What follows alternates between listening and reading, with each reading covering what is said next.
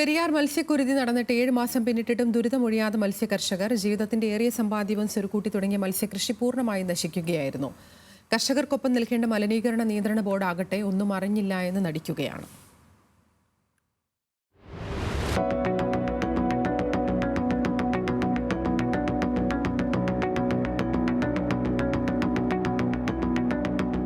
അന്നത്തെ പ്രഭാതം എടയാറിലെ മത്സ്യകർഷകരുടെ ചങ്ക് തകർത്തു. പെരിയാറിൽ ആയിരക്കണക്കിന് മത്സ്യങ്ങൾ ചത്തുപൊങ്ങിയത് മലയാളികൾക്കും ഞെട്ടലായിരുന്നു.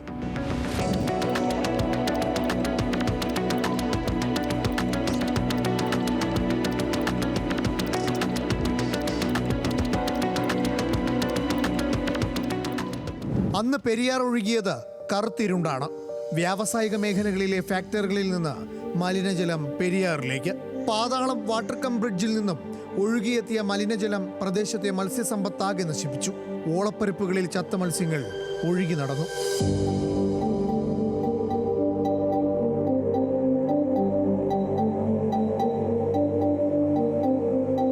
പതിവ് പോലെ അന്വേഷണം പ്രഖ്യാപിച്ചു. ഹൈക്കോടതി നിയോഗിച്ച കമ്മിറ്റി റിപ്പോർട്ടും സമർപ്പിച്ചു. അതിൽ മലിനീകരണ നിയന്ത്രണ ബോർഡിന്റെ വാദം ജൈവ മാലിന്യമാണ് മത്സ്യക്കുരുതിക്ക് കാരണമെന്നായിരുന്നു. എന്നാൽ വാസ്തവം അതുതന്നെയാണോ?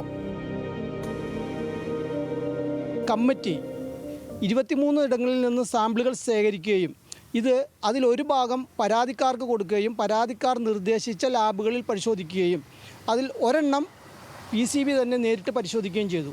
എന്നാൽ പരാതിക്കാരായ ഞങ്ങൾ ആവശ്യപ്പെട്ട ലാബുകളിൽ കൊടുത്ത റിസൾട്ടുകളിൽ പെരിയാറിലെ പല ഭാഗത്തു നിന്നും 23 സ്ഥലങ്ങളിൽ നിന്നും എടുത്ത സാമ്പിളുകളിൽ മാരകമായ രീതിയിൽ രാസമാലിന്യങ്ങളുടെ സാന്നിധ്യം നമ്മൾ കണ്ടെത്തുന്നുണ്ട്. മെർക്കുറി, ആർസനിക് പോലുള്ള മാരകമായിട്ടുള്ള ഹെവി മെറ്റൽസുകളുടെ സാന്നിധ്യം വളരെ ഉയർന്ന അളവിൽ.